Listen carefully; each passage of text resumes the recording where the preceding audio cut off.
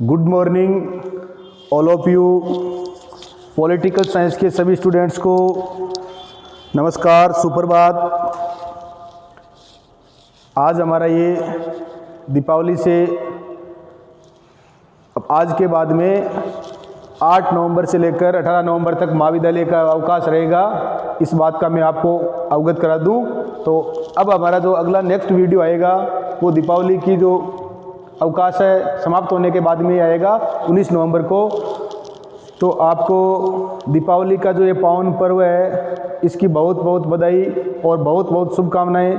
आप इस त्यौहार को बहुत ही आनंदपूर्वक मनाना और आप में ये जो त्यौहार है हमारा, आप में नया एक आनंद का संचार, उत्साह और जोश भर दे। तो अब आज हम ये क्लास है वो शुरू करते हैं। भारतीय राज्य व्यवस्था इंडियन पॉलिटिकल, हम बीए सेकेंड ईयर की जो बुक है उसका अध्ययन कर रहे हैं। इसमें हम विधेयक निर्माण की प्रक्रिया है, पिछले जो हमारा क्लास थी वो थी विधेयक, साधारण जो विधेयक है उसका निर्माण किस प्रकार होता है उसके बारे में हमने अध्ययन किया था। तो हमने जब अध्ययन किया था तब यदि साधारण विधेयक हो और उसको जब दूसरे सदन उस विधेयक को अस्वीकार कर दे, या हमने साधारण विधेयक के बारे में चर्चा की थी, और अगर साधारण विधेयक है एक सदन के बाद में उसकी प्रोसेस होने के बाद में उसको दूसरे सदन में जब भेजा जाता है और जब दूसरा सदन उसको या तो क्या कर दे, अस्वीकार कर दे। दूसरा है या उस विधेयक पर किसी प्रकार की, या तो उसको क्या कर दे, अस्वीकार कर दे, या उस साधारण विधेयक पर किसी प्रकार का क्या नहीं करे, कोई निर्णय नहीं ले, कोई निर्णय नहीं ले, या तो उसे अस्वीकार कर दे या उस विधेयक पर किसी प्रकार की कार्रवाई नहीं करे तथा विधेयक को 6 महीने तक क्या रखे, लंबित रखे। दूसरा सदन उस विधेयक को अस्वीकार कर दे या उस पर किसी प्रकार का निर्णय नहीं ले या कोई कार्रवाई नहीं करे, या उस विधेयक को 6 महीने तक क्या रखे, लंबित रखे। तो ऐसी स्थिति में क्या होगा, दोनों सदनों का जो गतिरोध है उस गतिरोध को दूर करने के लिए क्या की गई है, हमारे संविधान में संयुक्त बैठक की, दोनों सदनों के संयुक्त बैठक की व्यवस्था की गई है। और ये संविधान के अनुच्छेद किसमें, 108 में है। हम साधारण विधेयक है वो पिछली हमारी क्लास में अध्ययन कर चुके हैं। अब इस क्लास में हम अगर दोनों सदनों में साधारण विधेयक को लेकर कोई गतिरोध हो, गतिरोध कब होता है, जब एक सदन उसको क्या कर दे, या तो उसे क्या कर दे, सदन विधेयक को अस्वीकार कर दे, या उस पर कोई कार्रवाई नहीं रखे, कार्रवाई नहीं करे, कोई निर्णय नहीं ले, या उसको 6 महीने तक विधेयक को क्या करे, लंबित कर दे। तो ऐसे अगर विधेयक में ऐसी स्थिति हो जाती है तो उस असमंजस स्थिति को दूर करने के लिए, या जो दोनों सदनों में जो गतिरोध है उस गतिरोध है उसको दूर करने के लिए फिर क्या होती है, संविधान में संयुक्त बैठक की व्यवस्था की गई है दोनों सदनों की, और वो अनुच्छेद 108 के तहत होती है। अगर संयुक्त बैठक की आ जाए, छोटा वाला क्वेश्चन कि संविधान में संयुक्त बैठक है वो किन किन विधेयकों पे होती है, तो वो सिर्फ साधारण विधेयक और वित्त विधेयक पे होती है। धन विधेयक हम आगे चर्चा करेंगे उसकी, धन विधेयक और संविधान संशोधन विधेयक पर कभी भी क्या नहीं होती है, संयुक्त बैठक नहीं होती है, तो लगभग साधारण विधेयक पे ही होती है, इस बात का ध्यान रखना है। तो अगर साधारण विधेयक पर दोनों सदनों में कोई गतिरोध है, दोनों में आपस में अगर विचार मेल नहीं खा रहे हैं, तब क्या होता है, संयुक्त बैठक होती है। और वो संविधान के अनुच्छेद किस में होती है, अनुच्छेद 108 में होती है। काफी बार क्वेश्चन पूछा गया है कि संयुक्त बैठक है वो किस पे होती है, तो साधारण विधेयक पे होती है। और संविधान के किस अनुच्छेद में होती है, तो अनुच्छेद किस अनुच्छेद में होती है, अनुच्छेद 108 में होती है, इस बात का ध्यान रखना है। और कब होती है, मैं आपको स्थिति बता चुका हूं कि अगर किसी विधेयक को दूसरा सदन अस्वीकार कर दे, उस पर कोई कार्रवाई नहीं करे या उसको 6 महीने लंबित रखे, तब क्या होती है, उस गतिरोध को दोनों सदनों में जो है उसको दूर करने के लिए संविधान में संयुक्त बैठक की व्यवस्था की गई है। और वो किस अनुच्छेद में होती है, अनुच्छेद 108 में होती है, इस बात का ध्यान रखना है। संसद में किसी विधि का निर्माण दोनों सदनों के, हमने पढ़ा है कि संसद में किसी विधि है उसका निर्माण दोनों सदन है उसकी क्या होता है, सदनों की सहमति से होता है। और उसके बाद में क्या करता है, राष्ट्रपति उस पर क्या करता है, हस्ताक्षर करता है, तभी क्या बनता है, विधेयक कानून बनता है, इस बात का ध्यान रखना है। तो संसद में किसी भी विधि का निर्माण दोनों सदनों के द्वारा होता है। इसलिए यदि सामान्य विधेयक को लोकसभा ने पारित कर दिया हो और राज्यसभा ऐसे विधेयक से असहमत हो, किसी सामान्य विधेयक है उसको क्या कर दिया, किसी सामान्य विधेयक है जिसकी हमने चर्चा पिछली हमारी जो क्लास है उसमें की थी, कोई सामान्य विधेयक है उसको लोकसभा ने क्या कर दिया है, उस 3 चरणों से उसको अगर क्या कर दिया, पारित कर दिया है, और उसके बाद में वो कहाँ जाएगा, राज्यसभा में जाएगा। तो सामान्य विधेयक को लोकसभा ने पारित कर दिया हो और राज्यसभा ऐसे विधेयक से क्या हो, असहमत हो, लोकसभा ने तो सामान्य विधेयक को क्या कर दिया है, पारित कर दिया है, परंतु राज्यसभा है इस साधारण विधेयक से क्या है, असहमत है, या लोकसभा द्वारा पारित किसी सामान्य विधेयक पर 6 माह की अवधि तक या 6 माह की अवधि तक 6 महीने तक इसने क्या नहीं किया, कोई कार्रवाई नहीं की, तो 6 माह से विधेयक क्या पड़ा है, लंबित पड़ा है। तब ऐसी स्थिति में क्या होगा, राज्यसभा द्वारा किए गए संशोधनों से लोकसभा असहमत हो, या ऐसी स्थिति हो कि राज्यसभा ने क्या कर दिया, संशोधन कर दिया, परंतु लोकसभा उससे क्या है, उन राज्यसभा के संशोधनों से लोकसभा क्या है, असहमत है। अगर ऐसी स्थिति हो, असहमत हो, तो इससे दोनों सदनों के मध्य क्या हो जाता है, गतिरोध हो जाता है। दोनों सदनों के मध्य क्या हो जाता है, गतिरोध हो जाता है, क्योंकि जो कानून निर्माण करने की या विधेयक जो कानून निर्माण करने की जो प्रक्रिया वो क्या हो जाती है, ठप हो जाती है, वो रुक जाती है। और इस गतिरोध को दूर करने के लिए राष्ट्रपति दोनों सदनों की संयुक्त बैठक बुलाते हैं। इस गतिरोध को दूर करने के लिए दोनों सदनों की जो संयुक्त बैठक है, क्योंकि संसद का काम क्या है, कानून का निर्माण करना है। अगर दोनों सदनों के बीच में अगर कोई गतिरोध आ जाता है तो उस गतिरोध को दूर करने के लिए संयुक्त बैठक कौन बुलाता है, राष्ट्रपति बुलाता है। काफ़ी बार कंपटीशन एग्जाम में एक क्वेश्चन पूछा गया है कि दोनों सदनों के गतिरोध को दूर करने के लिए संयुक्त बैठक कौन बुलाता है, तो बुलाता कौन है, राष्ट्रपति है। ध्यान रखना इस बात का। और किस अनुच्छेद के तहत, अनुच्छेद 108 के तहत। अगर दोनों सदनों में कोई गतिरोध है साधारण विधेयक को लेकर तो संयुक्त बैठक होती है। और संयुक्त बैठक किस अनुच्छेद के तहत होती है, अनुच्छेद 108 के तहत होती है। और इस संयुक्त बैठक को आह्वान या बुलाता कौन है, तो कौन बुलाता है, राष्ट्रपति बुलाता है। इस बात का ध्यान रखना है। संयुक्त बैठक की अध्यक्षता अगर पूछ ले कि ये जो संयुक्त बैठक होती है, इस संयुक्त बैठक की अध्यक्षता कौन करता है, तो इस बात का ध्यान रखना है, अध्यक्षता कौन करता है, लोकसभा का अध्यक्ष, लोकसभा का अध्यक्ष।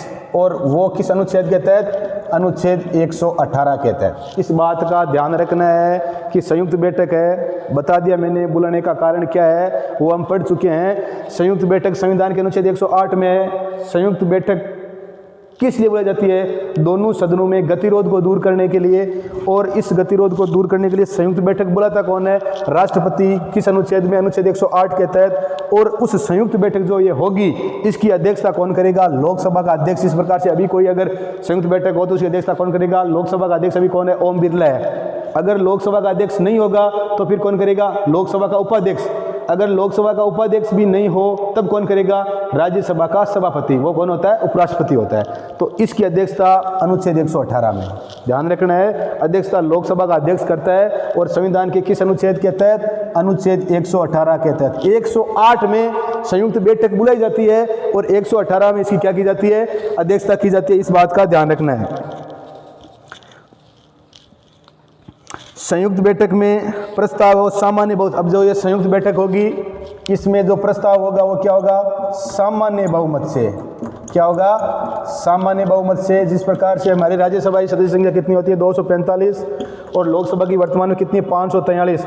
अब इन दोनों का सामान्य बहुमत से दोनों में भाग देके 1 जोड़ दो, तो ये सामान्य बहुमत से ये क्या होगा, ये प्रस्ताव पारित होगा। ये विधेयक है, इसका निर्माण है, वो कानून का निर्माण होगा। तो संयुक्त बैठक में प्रस्ताव है वो सामान्य बहुमत से पारित किया जाता है। अभी तक क्वेश्चन पूछ ले, अभी तक कितनी बार संयुक्त बैठक आयोजित की गई है, अभी तक अनुच्छेद 108 के तहत संयुक्त बैठक है वो कितनी आयोजित हो चुकी है, तो ध्यान रखना है 3 बार संयुक्त बैठक है वो क्या हो चुकी है, आयोजित हो चुकी है। क्वेश्चन पूछ ले कि आज तक जो संयुक्त बैठक है वो कितनी बार आयोजित हो चुकी है, तो कितनी बार आयोजित हो चुकी है, 3 बार। आज तक जो संयुक्त बैठक है वो कितनी बार आयोजित हो चुकी है, 3 बार। संविधान की किस अनुच्छेद के तहत होती है, अनुच्छेद 108 के तहत। और इस संयुक्त बैठक को अनुच्छेद 108 के तहत आह्वान या बुलाता कौन है, तो राष्ट्रपति बुलाता है। और इसकी अध्यक्षता कौन करता है, लोकसभा अध्यक्ष। अगर अनुच्छेद 118 के तहत अगर लोकसभा अध्यक्ष नहीं है तो फिर आपको मैंने बता दिया उपाध्यक्ष लोकसभा का, और अगर वो भी नहीं है तो राज्यसभा का सभापति करता है। आज तक 3 बार ये संयुक्त बैठक है ये आयोजित हो चुकी है। और कब कब हुई है, तो सबसे पहले हुई थी 1961 में। कब हुई थी, 1961 में। ये जो दहेज प्रतिषेध अधिनियम के लिए, दहेज प्रतिषेध अधिनियम को लेकर तो पहली जो संयुक्त बैठक है अनुच्छेद 108 के तहत कब हुई, 1961 में। उस समय देश के प्रधानमंत्री कौन थे, जवाहरलाल नेहरू थे। इस बात का ध्यान रखना है। और राष्ट्रपति कौन थे, डॉक्टर राजेंद्र प्रसाद थे। तो 1961 में हुई थी किस बात को लेकर, दहेज अधिनियम को लेकर। ठीक है। दूसरी जो बैठक है वो कब हुई थी? 1978 में हुई थी, बैंकिंग सेवा अधिनियम को लेकर। बैंकिंग सेवा अधिनियम को लेकर दूसरी बैठक कब हुई थी? 1978 में। और इस समय प्रधानमंत्री कौन थे? भारत के प्रथम गैर कांग्रेसी प्रधानमंत्री कौन थे? मोरारजी देसाई थे। कब चुने गए थे? मार्च 1977 में, जब इंदिरा गांधी ने आपातकाल इमरजेंसी लगाई थी उसके बाद में। पहले 1961 में किस अधिनियम को लेकर? तो दहेज प्रतिशत अधिनियम को लेकर 1961 में प्रधानमंत्री कौन थे? जवाहरलाल नेहरू। राष्ट्रपति देख लेना। 1978 में कब हुई थी? 1978 में किसको लेकर हुई थी? बैंकिंग सेवा जो अधिनियम है इसको लेकर हुई थी। और इस समय कौन थे प्रधानमंत्री? मोरारजी देसाई थे। इस बात का ध्यान रखना है। और तीसरी बैठक हुई थी, वो हुई थी 2002 में। कब हुई थी? 2002 में। और किस बात को लेकर? आतंकवाद निरोधक अधिनियम को लेकर, या पोटा जो कानून था उस कानून को लेकर। अपने को हिंदी में ध्यान रखना है। आतंकवाद निरोधक अधिनियम को लेकर कब हुई थी? 2002 में हुई थी। तो ध्यान रखना है कि अनुच्छेद 108 के तहत आज तक कितनी बार दोनों सदनों के मध्य गतिरोध उत्पन्न होने के कारण संयुक्त बैठक हो चुकी है? तो ध्यान रखना 3 बार। पहली बार 1961 में होने का कारण क्या था? दहेज जो प्रतिशत अधिनियम है उसको लेकर प्रधानमंत्री कौन थे? जवाहरलाल नेहरू। राष्ट्रपति कौन थे? डॉक्टर राजेंद्र प्रसाद। दूसरी बार कब हुई? 1978 में। 1978 में किसको लेकर? बैंकिंग सेवा अधिनियम को लेकर प्रधानमंत्री कौन थे? मोरारजी देसाई थे। और 1977 से लेकर 82 तक राष्ट्रपति कौन थे? नीलम संजीव रेड्डी थे। 2002 में और 21 को लेकर हुई थी, आतंकवाद निरोधक अधिनियम को लेकर हुई थी। और इस समय प्रधानमंत्री कौन थे? अटल बिहारी वाजपेयी थे। कौन थे? 91 से लेकर 2004 तक लगातार कौन थे? अटल बिहारी वाजपेयी थे। और इस बात का ध्यान रखना है, इस जो आज तक ये 3 संयुक्त बैठक हुई है दोनों सदनों के गतिरोध को दूर करने के लिए 1961, 78 और 2002 में, इसमें एकमात्र व्यक्ति ऐसा है जो जिसने इन तीनों बैठकों में क्या लिया है? भाग लिया है। और वो कौन थे? अटल बिहारी वाजपेयी थे। कौन थे? अटल बिहारी वाजपेयी थे, जिन्होंने तीनों बैठकों में भाग लिया है। 1961 में दहेज, यहाँ पर ये जनसंघ से क्या थे? सांसद थे। जनसंघ से क्या थे? सांसद थे। फिर 1978 में जो बैंकिंग सेवा को हुई, इस समय ये भारत के क्या थे? विदेश मंत्री थे। क्या थे? जब मोरारजी देसाई प्रथम गैर कांग्रेसी प्रधानमंत्री बने थे तो ये क्या बने थे? विदेश मंत्री बने थे। और 2002 में जब ये आतंकवाद निरोधक पोटा को लेकर जब की थी, हमारी संसद पर हमला हो गया था, इस समय ये भारत के क्या थे? प्रधानमंत्री थे। तो ध्यान रखना है, इन तीनों बैठकों में इनका कद अटल बिहारी वाजपेयी का बढ़ता रहा, इस बात का ध्यान रखना। तो आज हमने जो संसद का जो ये संयुक्त बैठक है, अनुच्छेद 108 है, इसके बारे में हमने क्या की है? चर्चा की है। संयुक्त बैठक की अध्यक्षता लोकसभा का स्पीकर करता है, बता दिया पहले ही। संयुक्त बैठक है, इसकी अध्यक्षता कौन करता है? लोकसभा का अध्यक्ष स्पीकर करता है। किस अनुच्छेद के तहत? अनुच्छेद 118 के तहत। लोकसभा का स्पीकर की अनुपस्थिति में अगर लोकसभा का स्पीकर नहीं है तो कौन करेगा? या लोकसभा का अध्यक्ष नहीं है तो कौन करेगा? उपाध्यक्ष करेगा। वर्तमान में वैसे लोकसभा का जो उपाध्यक्ष पद है वो क्या है? रिक्त है, क्योंकि विपक्ष में जब 10% सीटें लोकसभा में अगर कोई दल जीतता है तो उसको देते हैं, वो किसी को मिली नहीं, इसलिए क्या कर दिया? रिक्त है। लोकसभा का उपाध्यक्ष करेगा। अगर लोकसभा का उपाध्यक्ष भी क्या है? अनुपस्थित है तो कौन करेगा? इसकी अनुपस्थिति में राज्यसभा का उपसभापति करेगा। अगर लोकसभा का उपसभापति नहीं है, लोकसभा का उपाध्यक्ष भी नहीं है, तो राज्यसभा का कौन करेगा? उपसभापति करेगा। कौन करेगा? राज्यसभा का उपसभापति करेगा। इस बात का ध्यान रखना। अगर लोकसभा का उपाध्यक्ष भी अनुपस्थित है तो राज्यसभा का उपसभापति संयुक्त बैठक की अध्यक्षता करेगा। इस बात का ध्यान रखना। राज्यसभा का सभापति नहीं, राज्यसभा का उपसभापति करेगा। इस बात का ध्यान। अभी वो राज्यसभा के उपसभापति है, वो हरिवंश नारायण सिंह है। हरिवंश नारायण सिंह, जेडीयू जो पार्टी है बिहार की नीतीश कुमार वाली, उसके है वो, उस पार्टी से उनका है वो, सदस्य है वो।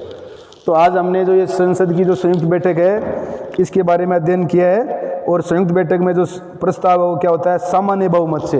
इसका मैंने आपको पहले चर्चा कर चुका हूँ। सामान्य बहुमत से ये पारित हो गया तो क्या बन जाएगा? कानून बन जाएगा। तो आज हमने जो ये संयुक्त बैठक अनुच्छेद 108 है इसके बारे में विस्तृत चर्चा की। और इसका ढंग से कोई भी कंपटीशन एग्जाम है इसमें से क्वेश्चन हो वो बार बार पूछते रहे, तो इसका 2-3 बार इस वीडियो को आराम से देख लेना।